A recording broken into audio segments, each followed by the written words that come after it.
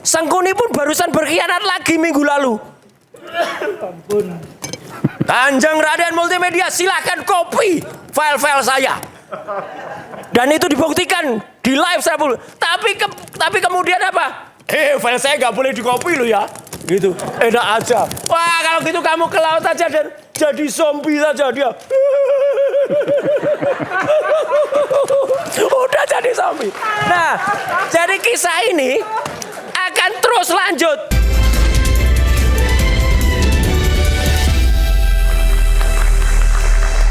Oke, ini adalah sesi terakhir closing statement, tapi sebelum closing statement tadi ada yang terpotong dari Bung Sangaji.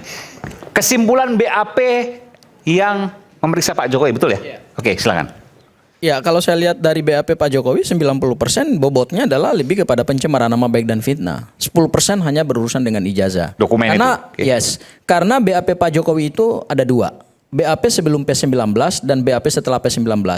Dan penjelasan terkait dengan ijazah itu BAP setelah P19.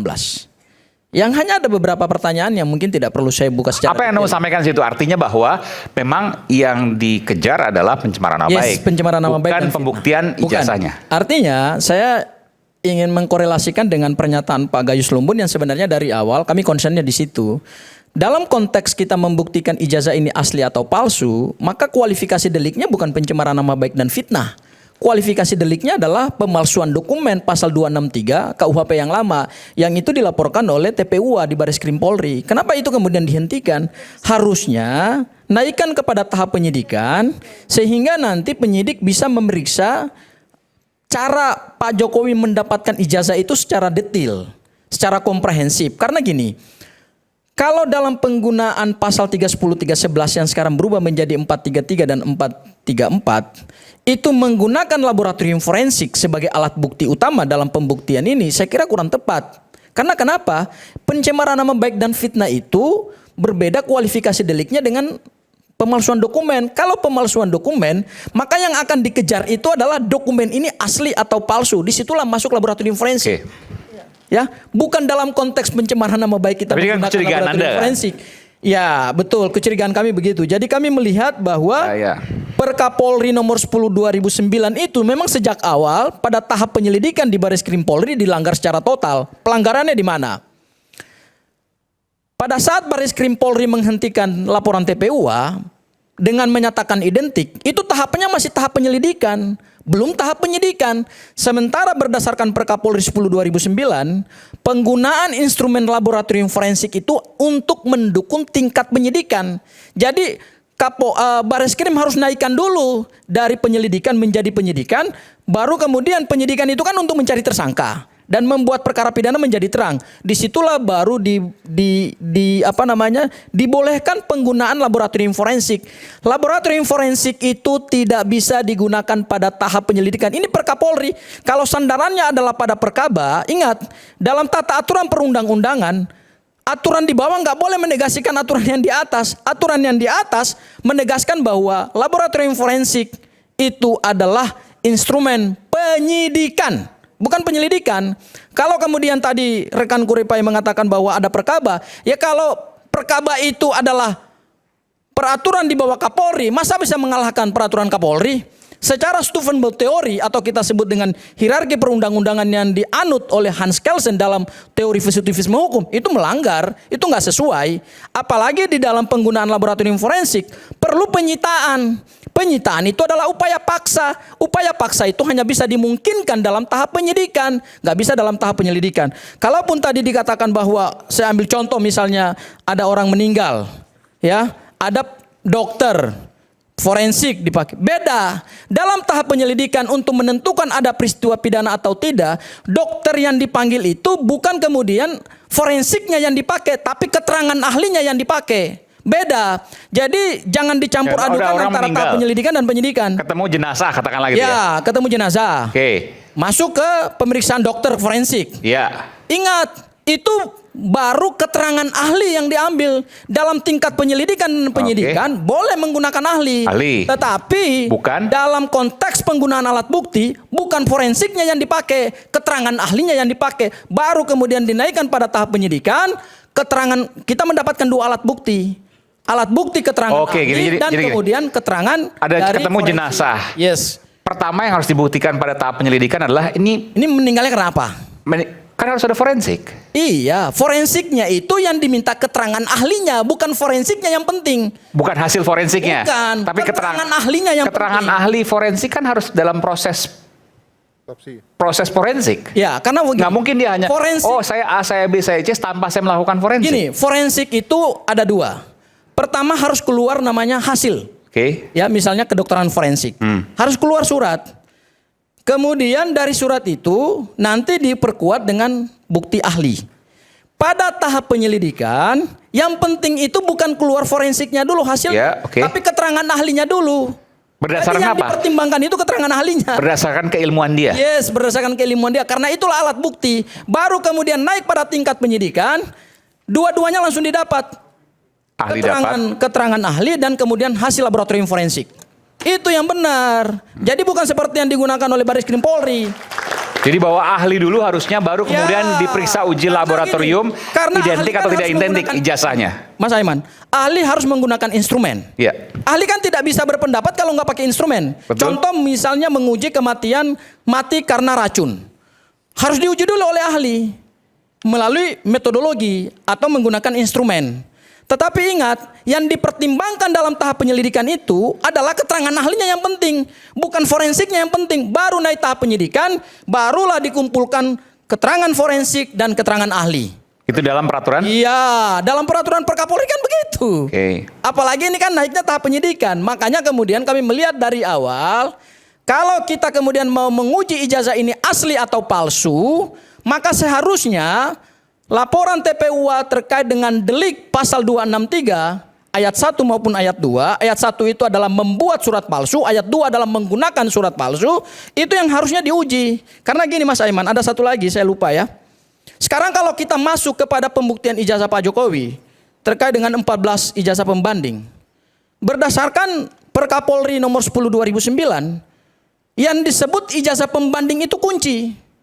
Kuncinya di mana? Kuncinya adalah ijazah pembanding itu harus dinyatakan absah oleh UGM. Nggak bisa orang lulusan UGM manapun kemudian diambil ijazahnya, di-collecting, kemudian mau jadikan sebagai barang bukti pembanding. Nggak bisa begitu.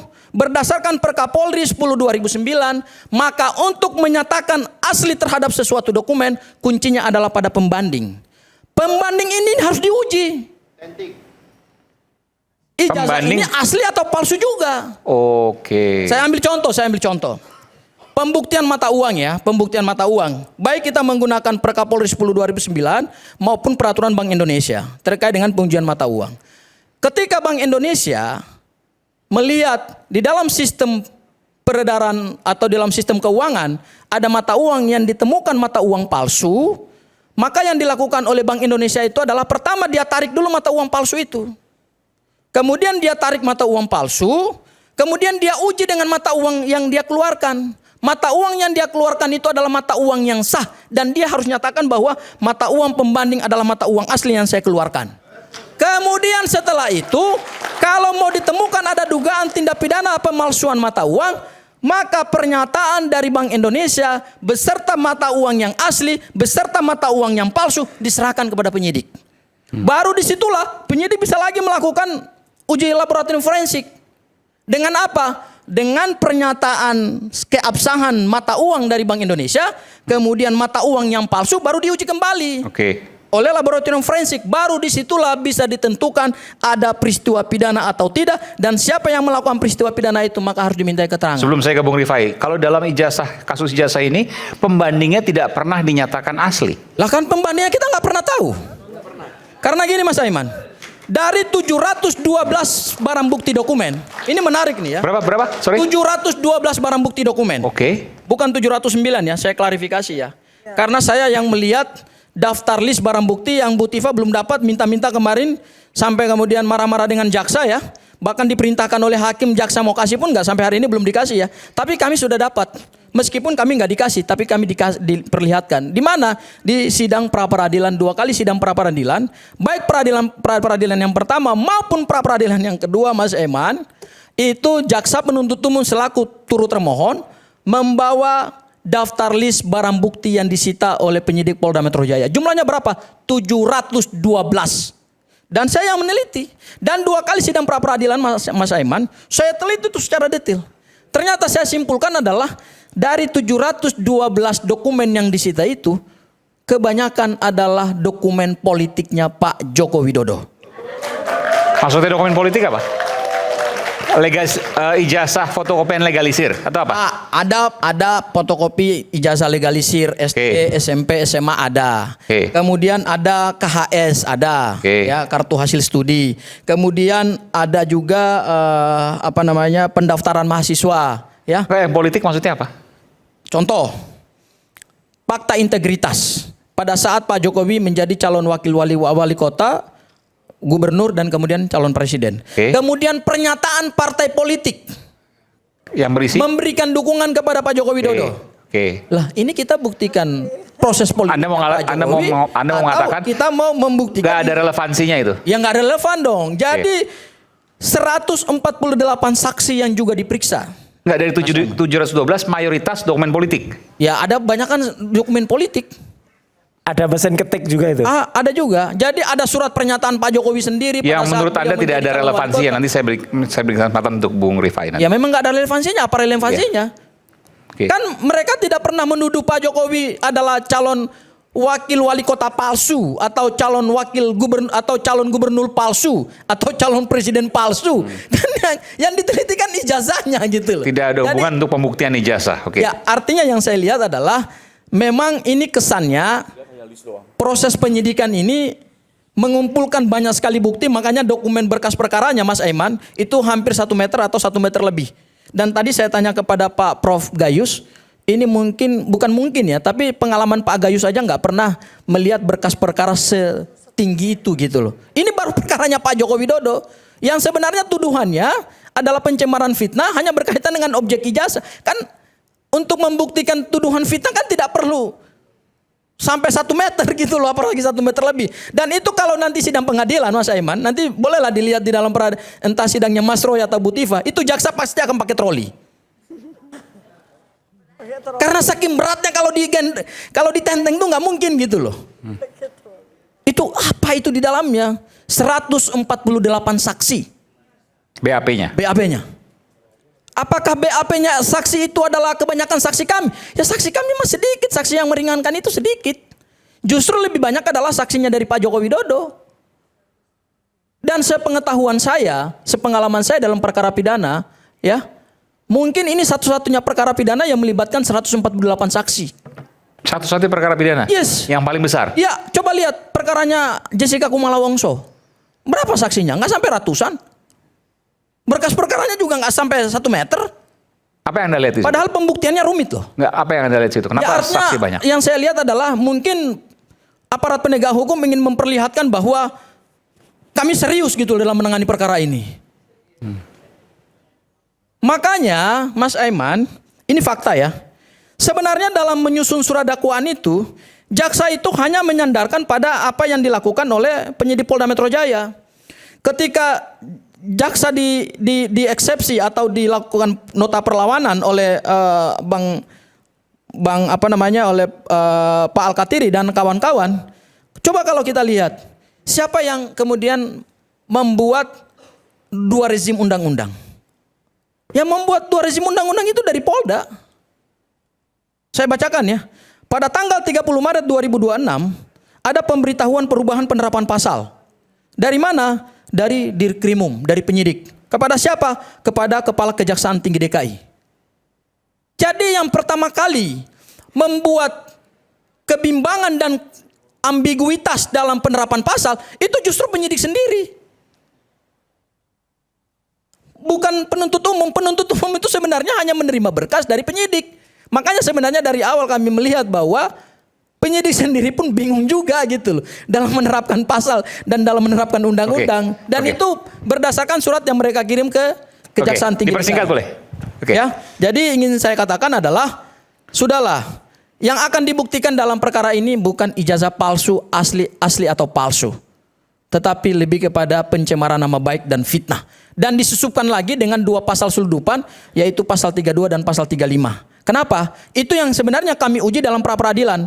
Apakah pasal 32 yang ancaman pidananya 8 tahun itu penyidik mempunyai 2 alat bukti permulaan yang cukup nggak? Dan di dalam persidangan kami bisa buktikan bahwa penyidik tidak punya 2 alat bukti permulaan yang cukup. Hanya saja itu tidak dipertimbangkan oleh hakim. Oke, baik. Apalagi pasal 35. Jadi menurut saya jauhlah dari pembuktian ijazah ini asli atau palsu. Semua akan terbuka kok di dalam persidangan gitu. Dan tidak akan terbukti itu nanti di Ya. persidangan. Itu Ya. keyakinan Anda ya? Saya Oke. yakin itu. Sekaligus closing statement, silakan Ya. Bung Rifai. Ini kan ada 2 perkara ya. Perkara Ya, silakan. Ibu Tifa dan Pak Ray. Untuk perkara Ibu Tifa, menurut saya dengan segala perdebatan yang ada, fakta hari ini adalah sejak kemarin jaksa sudah mendaftarkan dakwaan baru dengan nomor perkara baru di PN Jakarta Timur, dan majelis hakim juga sudah menetapkan hari sidang tanggal 6 Agustus. Jadi baik jaksa maupun majelis ketua PN termasuk majelis hakim telah bekerja, dan tinggal kita tunggu persidangan tanggal 6, berharap masuk ke pokok perkara karena Pak Jokowi pun siap untuk hadir memberikan keterangannya di bawah sumpah dan seperti warga masyarakat biasa hadir di pengadilan. Saya pikir juga itu salah satu cara yang perlu kita apresiasi ya, karena ini pertama kalinya dalam sejarah Presiden datang ke pengadilan ya. Saya ingatkan lagi di kasus Pak Harto dulu juga tidak hadir karena masalah kesehatan, di kasus Pak Habibie Bulogit juga tidak hadir tapi menggunakan telekonferensi. Menurut saya ini ada pendidikan hukum yang baik. Kedua, terkait dengan perkara Pak Roy, jaksa bisa memperbaiki dakwaan ya, karena kalau dia sudah konsisten memperbaiki dakwaan dari Bu Tifa, dia juga harus memperbaiki dakwaan di Pak Roy, kalau juga menggunakan 2 pasal di KUHP yang berbeda ya. Dan saya sih tetap melihat dengan prasangka baik, apalagi tadi Bang Sangaji juga bilang bahwa ini resume penyidikan, artinya tidak disengaja lah. Ini sesuatu yang memang terjadi karena adanya perubahan hukum secara bersamaan dan semua penegak hukum juga sama-sama belajar. Dan itu menurut pasal 76 ayat 2, 7 hari sebelum hari sidang, jaksa masih bisa memperbaiki dakwaan Pak Roy. Khususnya terkait apa-apa yang sudah dinyatakan merupakan pelanggaran dalam kacamata PN. Nah, saya mau komentari di penutup ini justru tentang pra peradilan yang tadi belum disentuh, tadi sempat dikomentari tapi belum ada counter baliknya biar berimbang nih. Pertama yang cukup menarik adalah dalam pandangan kami pra-per ketiga ini justru saya melihat semacam bentuk pembangkangan terhadap pertimbangan pra-per kedua. Karena pra-per kedua itu sudah mengingatkan pengajuan pra-peradilan secara terpisah-pisah dan berangsur itu merupakan upaya untuk menghalangi pemeriksaan pokok perkara dan penyalahgunaan lembaga pra-peradilan. Tadinya yang saya pikir, Bang Sangaji bilang bahwa ini tidak lanjut dari pra-per 1 nih, karena di pra-per 1 sudah dipertimbangkan soal ganti rugi. Ternyata setelah saya baca di pra-per 1 itu nggak pernah bahas ganti rugi, yang dibahas adalah kemungkinan pengajuan rehabilitasi. Sementara di pra-per ketiga tidak ngomong rehabilitasi, lagi ngomongin ganti rugi. Izin Bang Rifai. Biasa saya dulu Bang, biasa saya dulu. Enggak, biasa saya dulu. Ya. Dapat putusannya Jadi belum? saya membaca seperti itu putusannya, dan saya melihat ini sebagai bentuk perlawanan terhadap putusan gitu loh. pra-per yang kedua. Lalu berikutnya lagi saya melihat adalah di pasal 195 huruf C KUHP dinyatakan bahwa ganti rugi itu hanya sebatas penghentian penyidikan dan penuntutan. Jadi kalau bicara ganti rugi atas tidak sahnya penangkapan penahanan, ini juga menjadi menarik karena di pasal 158 apapun ceritanya ya sudah dibatasi. Yang boleh dimintakan ganti rugi itu hanya terkait penghentian penyidikan dan penuntutan. Lalu berikutnya lagi saya juga mencoba mencermati yang cukup menarik adalah waktu mengajukan pra-per ketiga menggunakan putusan PN Mataram 2022. Yang ternyata waktu saya pelajari putusan PN Mataram ini justru menolak ganti rugi material. Yang tadi dimohonkan sebesar 100 juta, PN Mataram menolak karena di mana-mana semua orang tahu bahwa pra-per itu tidak mungkin mengabulkan kerugian imaterial. Kedua, bahkan di putusan PN Mataram juga menolak seluruh biaya advokat yang diajukan. Mohon maaf, 90 juta yang dirinci itu mengenai gugatan kerugian material itu isinya ada biaya advokat, biaya litigasi, biaya transportasi para advokat, itu total 94 juta. Yang ada justru yang mungkin nanti jadi perdebatan adalah soal income Pak Roy yang sehari 3 juta dikali 4 12 juta. Jadi ini juga menarik menurut saya terkait dengan permohonan pra-per yang ketiga ini. Lalu tadi Anda komentari bahwa uang ini bukan untuk korban, justru untuk charity. Ini kayak kesannya argumentasi yang seolah-olah membangun simpati, tapi hati-hati. Justru kalau pengadilan mengetahui ini, pengadilan akan menolak. Karena APBN ini diberikan untuk memulihkan kerugian yang diderita korban. Bukan untuk charity-charityan, APBN sendiri untuk charity ada urusan lain ya, nggak bisa pakai menggunakan pos-pos pra peradilan ya.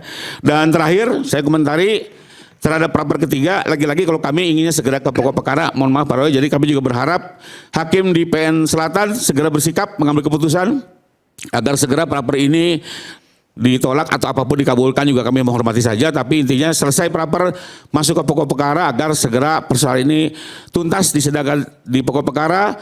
Publik bisa menyaksikan, media bisa menyaksikan, Pak Jokowi juga akan menjelaskan semuanya dalam persidangan, rekan-rekan bisa melakukan pembelaan, dan akhirnya ada keputusan yang memberi kepastian apakah Pak Jokowi korban fitnah dan perlu dipulihkan nama baiknya, termasuk apakah ijazahnya adalah asli dikeluarkan oleh UGM. Demikian menurut saya, biar selesai tuntas. Mas Aiman, sebentar. Sekaligus closing statement ya. Sekaligus closing statement. Ini penting banget ini, karena tadi rekanku Bang Rifai mengomentari soal pra peradilan ketiga ya. Dan sayangnya Bang Rifai tidak pernah menerima putusan, tidak membaca secara komprehensif, mungkin membaca dari sisi media, dan kutipan media itu kan bisa salah. Ya, kita tidak bisa menyandarkan analisa hukum, apalagi sekelas pengacara Pak Jokowi menyandarkan analisa hukum hanya pada media-media online gitu. Harusnya dipegang dulu dong putusannya. Saya baca putusannya, Bang. Dibaca dong secara komprehensifnya. Saya baca. Putusannya saudara dapat dari mana? Kami dapatkan dari kepolisian. Loh kenapa? Kami kan di proses oleh kepolisian. Boleh dong kami lihat seperti itu. Baca dulu putusannya saya baca, yang benar. Bang. Saya baca clear kok. Jadi di dalam yang dipertimbangkan rehabilitasi tidak ada ganti rugi. Ya. Jadi yang dipertimbangkan di dalam putusan pra peradilan pertama, dan tadi kalau saudara Rifai hadir di sidang pra peradilan ketiga tapi sayangnya tidak hadir, justru hakim menegaskan lagi bahwa sidang pra peradilan yang ketiga ini hubungannya dengan sidang pra peradilan yang pertama ya, hanya terkait dengan ganti kerugian. Itu ditegaskan kembali oleh hakim. Dan tadi hakim pada saat memeriksa permohonan pra peradilan, karena saya yang baca juga bersama Bang Refli Harun, hakim mengkonfirmasi ke saya langsung. Ini saudara mengajukan pra peradilan yang ketiga ini kaitannya dengan pra peradilan pertama ya, hanya terkait dengan ganti kerugian. Betul yang mulia. Oke. Dan itu diterima oleh hakim pra peradilan.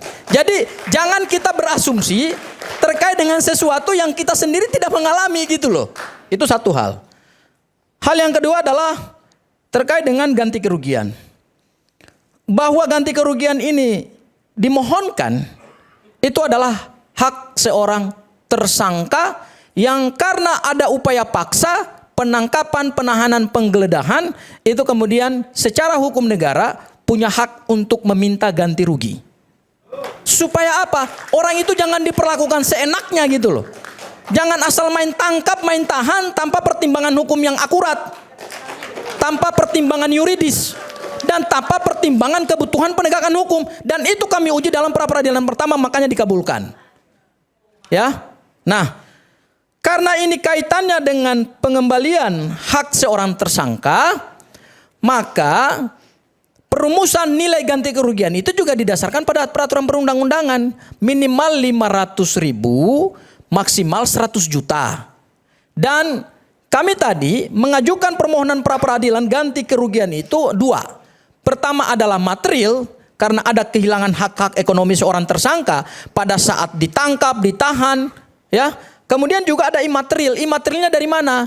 Imaterialnya adalah dari framing-framing media, dari hujatan-hujatan pendukung Pak Jokowi, termasuk juga relawan-relawan Pak Jokowi yang memperolok-olok para pejuang-pejuang ini karena ditangkap, ditahan, kemudian diglorifikasi. Itu kan hilang harga diri mereka. Dan itu sebenarnya kalau kita bicara secara jujur, itu nggak bisa dinilai dengan uang. Itu lebih tinggi dan mahal daripada uang. Hanya karena negara memberikan kesempatan kepada seorang warga negara untuk menuntut keadilan hukum, maka keadilan hukum itu kami pakai. Oke ya. Kemudian yang ketiga, kalau kami dapat kami gunakan untuk charity. Tadi saya tegaskan kepada hakim. Pada saat setelah kami membacakan petitum, saya tegaskan kepada hakim bahwa izin yang mulia, kalaupun ini dikabulkan oleh yang mulia, maka atas kehilangan hak-hak ekonomi dan nama baik dari tersangka yang kemudian menjadi pemohon hari ini, itu tidak akan digunakan untuk kepentingan pemohon. Itu akan digunakan untuk kepentingan charity. Yaitu apa? Akan disumbangkan kepada yayasan-yayasan sosial. Boleh nggak? Boleh. Hak seorang tersangka. Mau dia pakai untuk kepentingan apapun, mau dia kasih ke siapapun, itu yang haknya dia. Yang penting negara memenuhi hak-hak itu. Baik. Jadi clear ya. Baik. Supaya jangan ada framing-framing lagi. Makasih Mas Aiman. Oke, baik. Mau dijawab sedikit lagi? Udah. Ya kalau kami kembali ke tadi ya, apa yang udah kami sampaikan, saya baca betul putusannya, bahwa ini dibantah silakan. Tapi intinya gini, kami tetap menghormati upaya pra-peradilan yang sudah diajukan, karena itu hak hukum. Tapi intinya satu, segera putus. Mudah-mudahan para nggak ngajuin lagi pra keempat, gitu ya. Segera putus agar tuntas. Karena lagi-lagi saya pikir publik juga sudah agak jenuh, membosankan juga membahas ini. Jadi perlu ada suatu kepastian ya terkait dengan ijazah ini dan dikeluarkan oleh sebuah lembaga peradilan yang resmi sehingga ada kepastian, tidak lagi menjadi isu yang terus dilempar di waktu-waktu yang akan datang. Jadi menurut saya dengan segala dinamika yang ada kita hormati, tapi ujungnya adalah tetap kita dorong putusan akhir, kita dorong pembuktian di pokok perkara. Itu aja mungkin Bang Iman. Baik. Silakan. Sebenarnya begini, ini kan hanya tambahan berapa minggu aja gitu loh. Kalau udah bosan ya keterlaluan. Ini 1,5 tahun sudah berjalan, kita nggak bosan kok itu fakta. Terus kemudian lagi yang saya katakan tadi, kami itu sebenarnya sudah mempersiapkan untuk sidang, bukan tidak. Sebelum dakwaan itu keluar, kami sudah mempersiapkan untuk sidang. Bahkan teman-teman itu kecewa, loh kok selesai gitu. Karena kami sudah siap untuk sidang itu. Ya kan, kami mau menghadapi, kami mau membredel 712 bukti surat itu, saksi-saksi yang berapa ratus itu, bahkan kami katakan bahwa sidang ini akan makan waktu lebih dari 3 tahun. Karena seminggu sekali dan sebagainya. Lebih dari 3 tahun? Lebih dari 3 tahun. Faktanya. Anggap aja 1 minggu 1 orang atau 2 orang. Ya kan, kalikan itu, 1000 lebih itu. Kalau tiap kali 7 ya, tiap minggu. Ya kan, sedangkan 1 tahun kan cuma 360 hari. Kalau dihitung lagi, nah ini saya nggak bawa kalkulator, dihitung aja sendiri. Terus satu hal lagi. Pas pemilu. Sebentar, saya belum pemilu dong 2029 ya.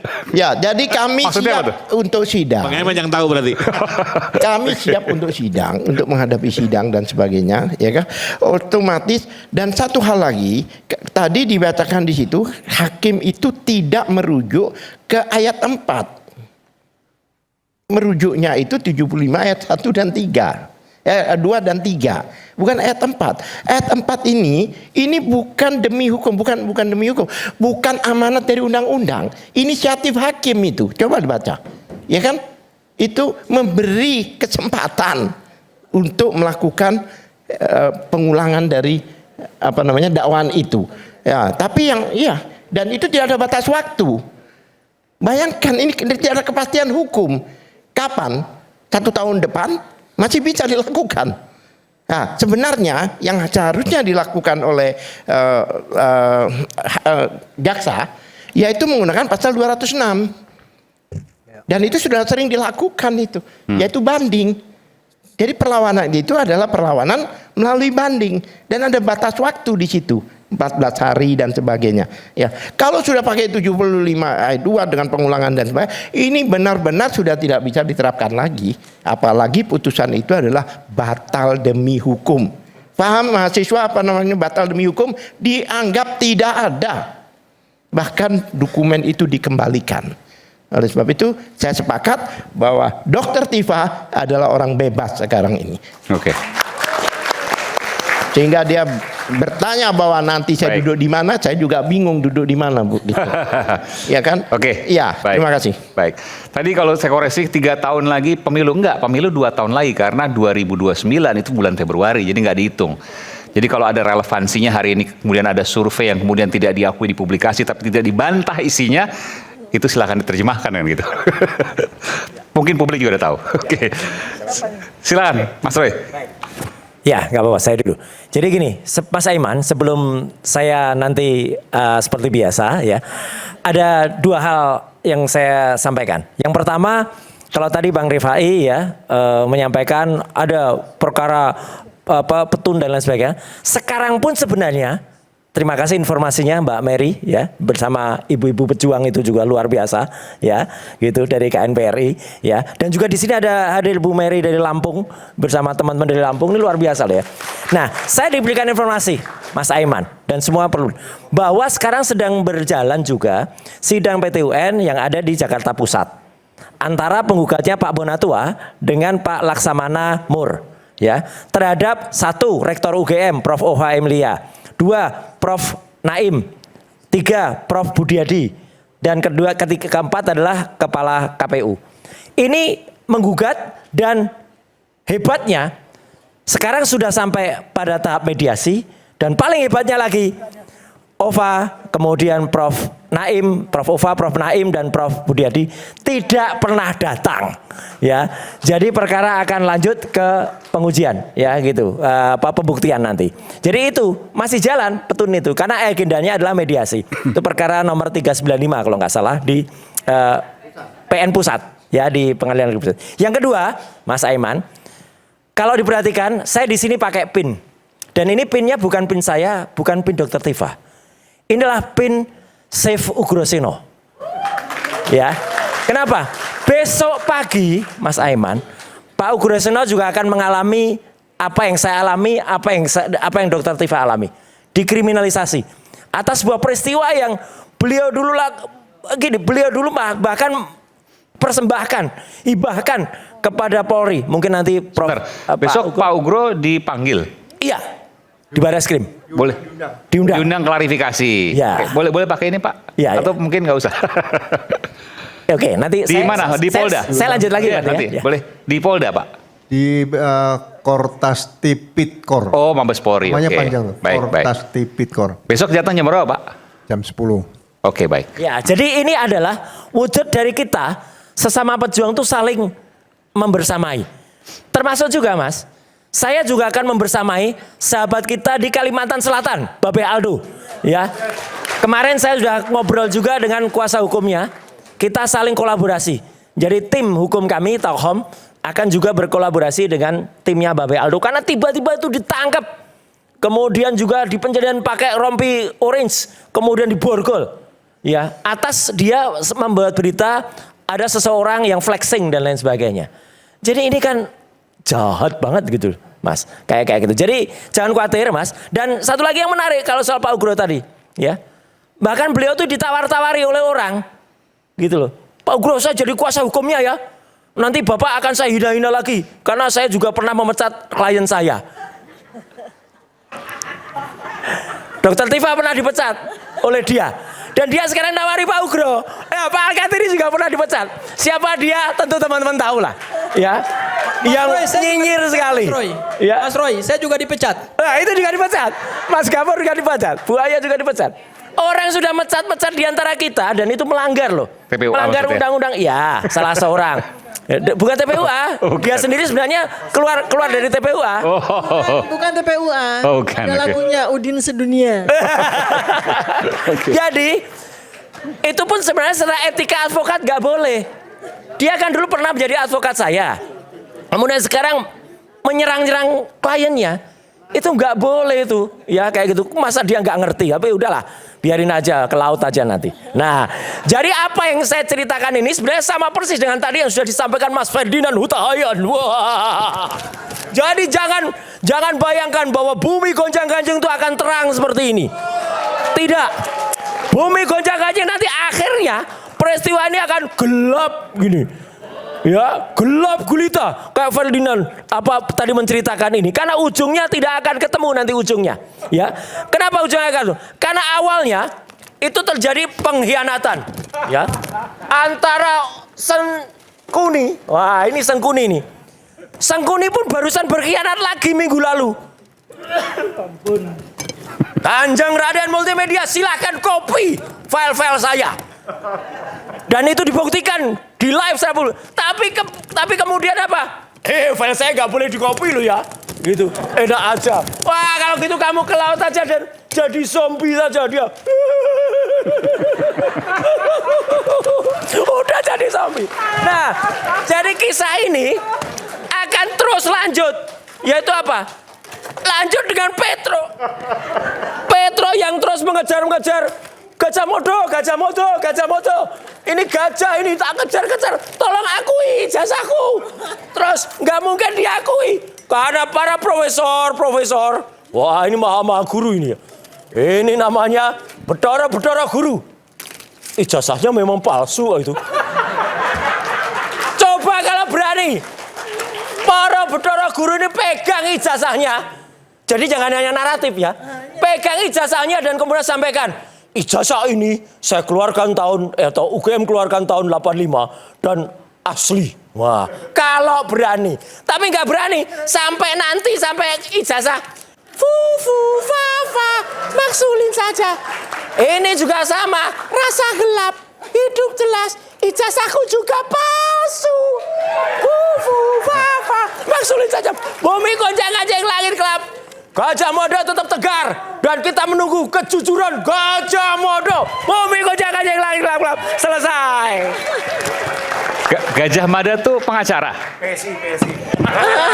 Bukan Gajah. Enggak, saya pancing. Gajah gak punya ijazah.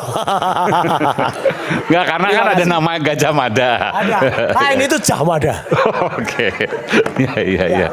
Oke, makasih Mas kita bertahan.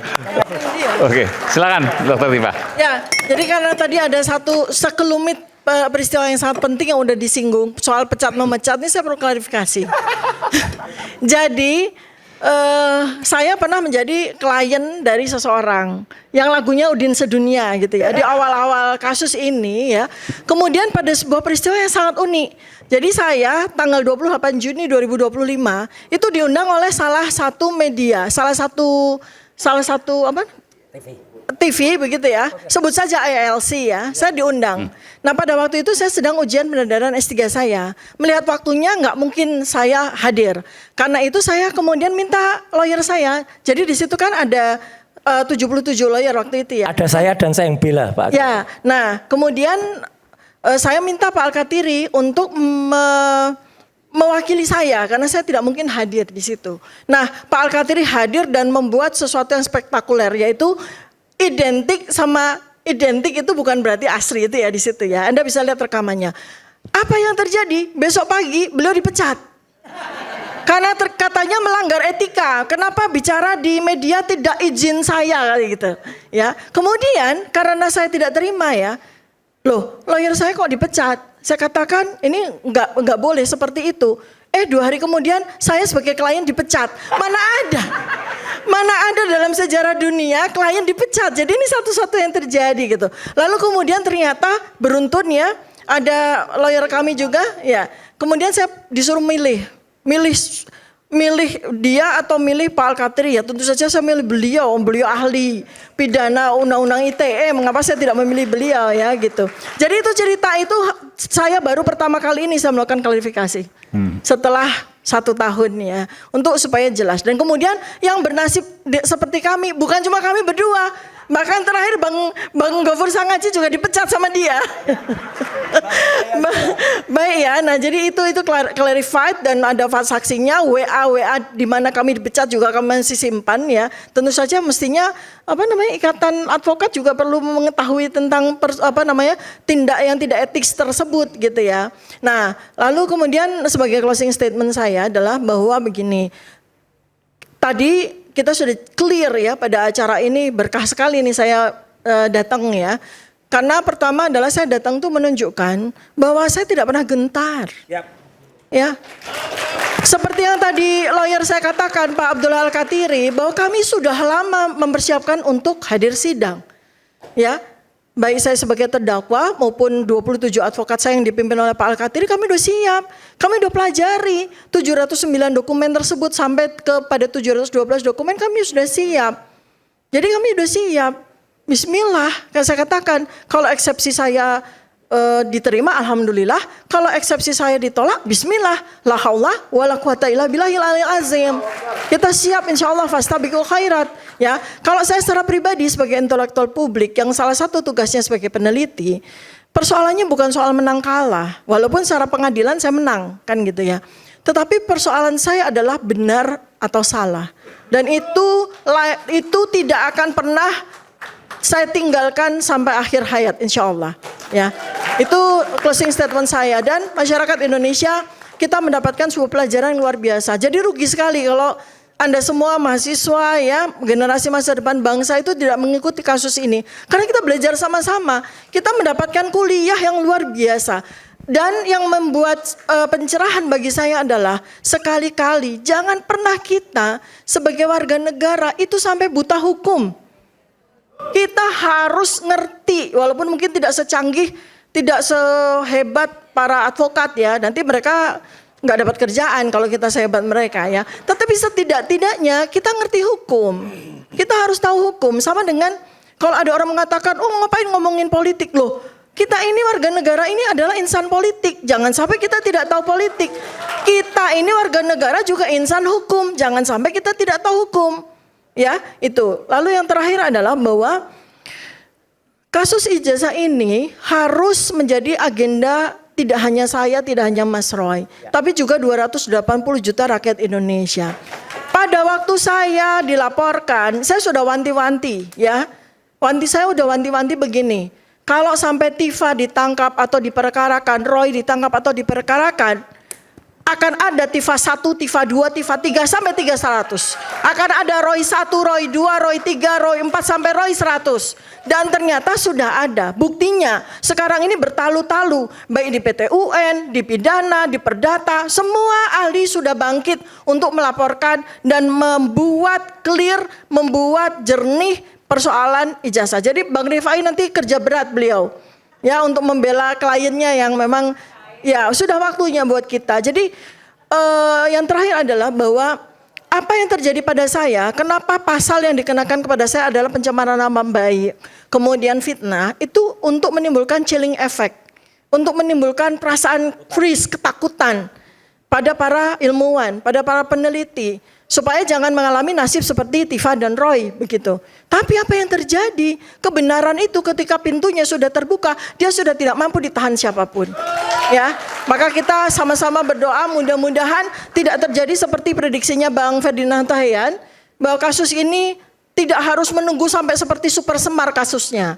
Tidak harus menunggu sampai puluhan tahun, tapi suatu ketika dalam waktu yang dekat, insya Allah kita akan melihat kebenaran itu. Terima kasih. Jadi clear ya, kehadiran kami berdua, terima kasih sekali lagi kepada Mas Aiman dan seluruh redaksi iNews Rakyat Bersuara ini. Kami berdua tetap konsisten untuk memperjuangkan kepalsuan dari ijazah ini ya, kita bongkar. Bukan hanya dia, mungkin juga turunannya tadi ya, itu tadi. Dan lagi-lagi tidak hanya kemudian nanti malah menyesuaikan hoax-hoax yang ada. Kami berdua bekerja sama untuk Solo, menjadi tim suksesnya Solo. Apalagi diedarkan oleh lawyer, bekas lawyer itu ya. Itu luar biasa jahat ya. Kita lawan. Kita lawan gitu. Mas, Bang. Kalau Bang Estes bukan Solo, Bogor ya. Bogor. Apa yang mau di closing ya? Jadi peradilan ini akan sederhana ya. Sederhana. Peradilan ini sederhana. Berbagai banyak argumentasi nanti akan dikanalisasi dalam tata tertib persidangan. Ya, mari kita ikuti ya. Apakah kasus ini akan berujung pada penghukuman atau pada bebas, ya kita ikuti di sana. Itu saja. Terima kasih. Oke. Silakan Prof Gayus. Terakhir nanti. Ya, saya akan mencoba memberi pandangan saya. Apa yang diartikan berulang-ulang tadi, yaitu bahwa dakwaan JPU batal demi hukum. Dalam sebuah penegakan hukum ada dua pembatalan. Satu, batal demi hukum yang orang sebut sebagai null and void.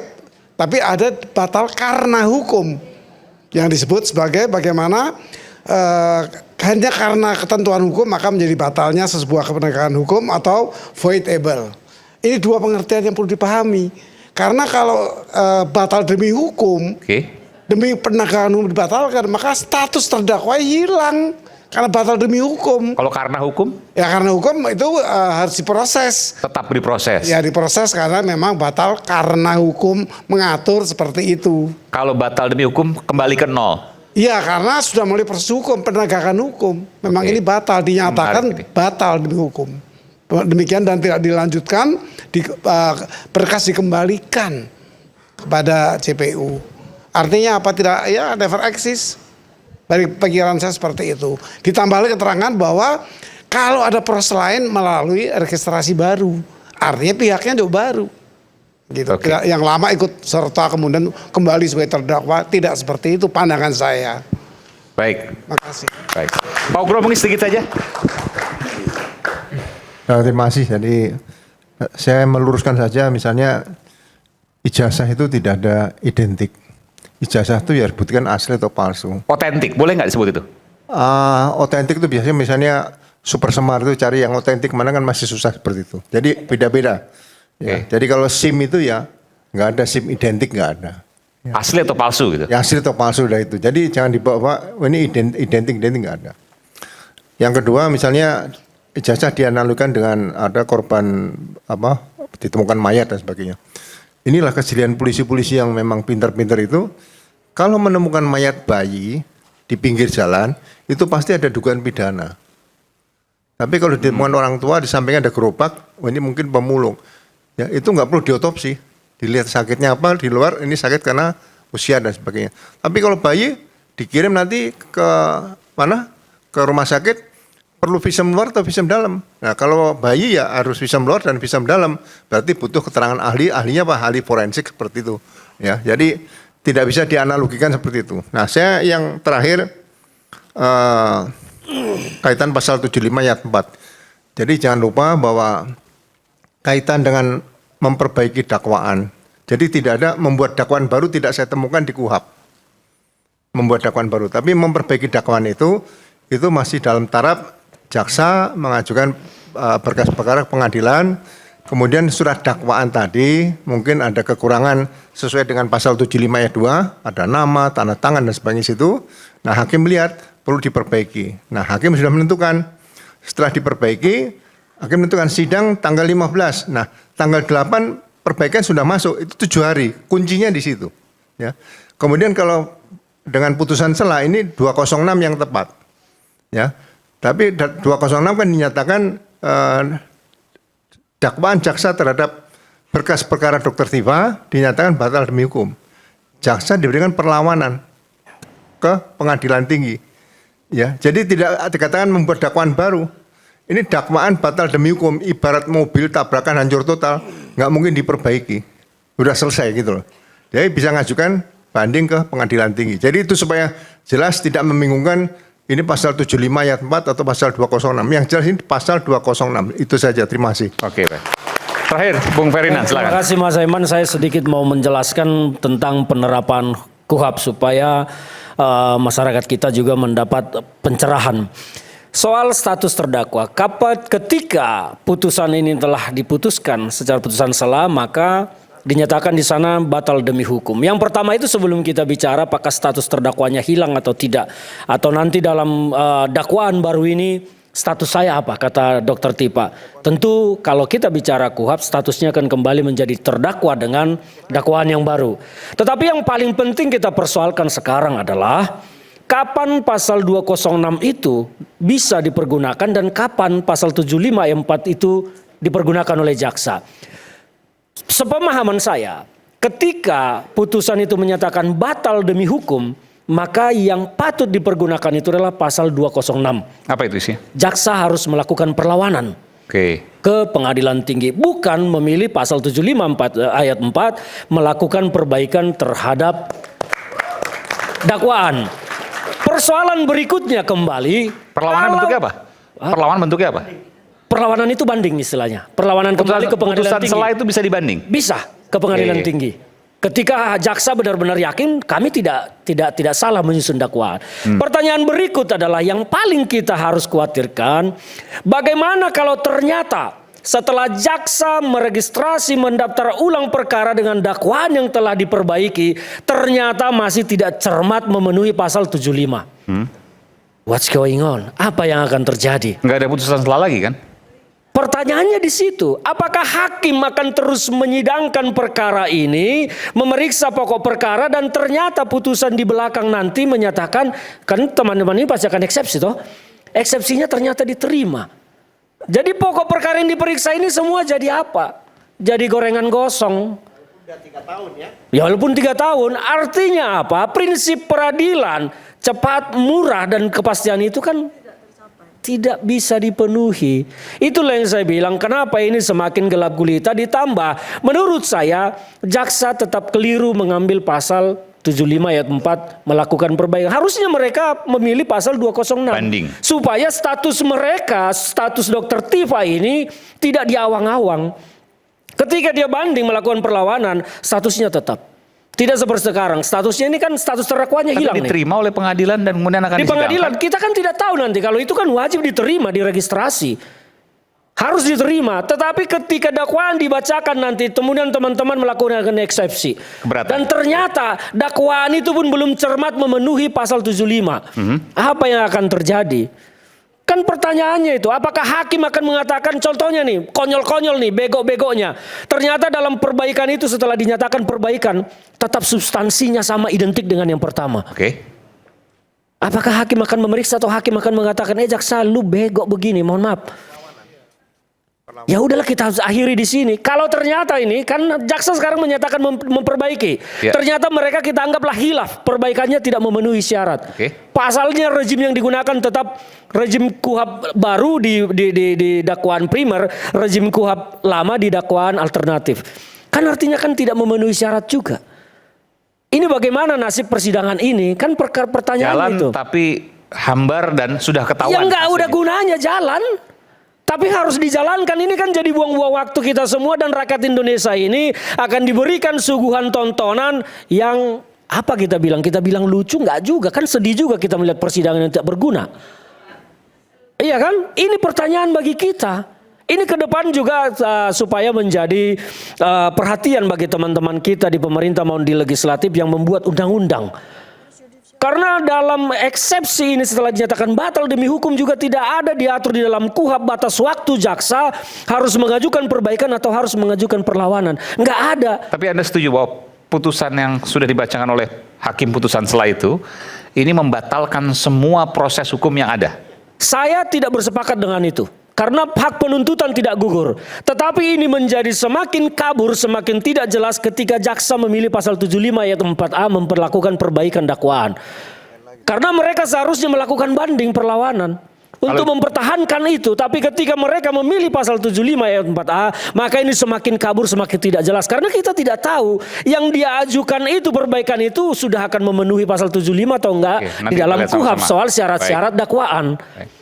Ini yang tidak jelas. Makanya nanti ketika teman-teman melakukan eksepsi terhadap perbaikan itu, atau malah konyolnya jaksa mengatakan telah melakukan perbaikan ternyata masih sama dengan yang lama, kita kan disuguhi tontonan yang tidak karu-karuan. Karena KUHP mengatakan dia harus diperiksa tetapi putusannya di belakang.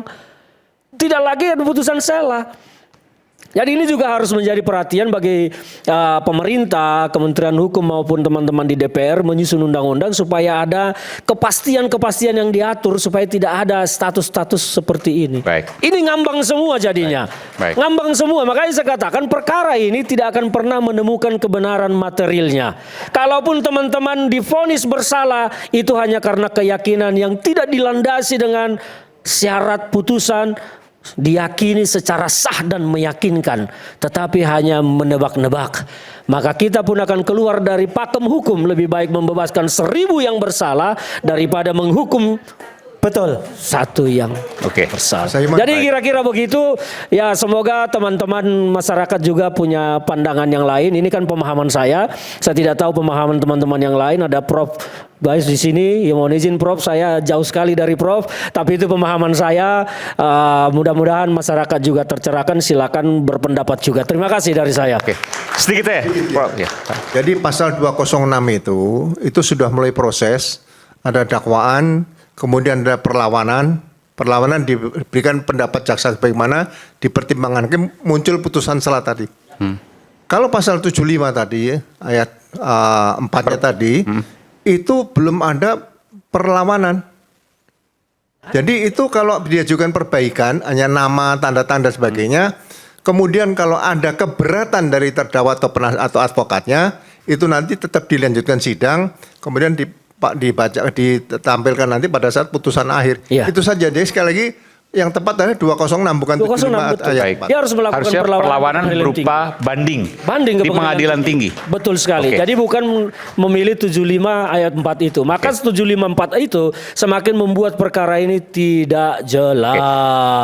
Tentu ini kita akan menyimak bersama-sama nanti Kamis pekan depan tanggal 6 Agustus 2026 di mana akan dilangsungkan sidang perdana lagi terkait dengan Dr. Tifa. Bagaimana kemudian posisinya itu akan menjadi penting. Apakah di kursi terdakwa terdakwa atau di kursi penonton, tadi Dr. Risma mengatakan itu, apakah kemudian bisa dilanjutkan atau tidak, apakah harus kembali ke penyelidikan lagi, tentu ini masih banyak hal yang belum terungkap. Kita simak nanti sama-sama di iNews tentunya, tanggal 6 Agustus 2026. Saya Aiman Wicaksono undur diri, sampai jumpa pada Rakyat Bersuara berikutnya. Salam.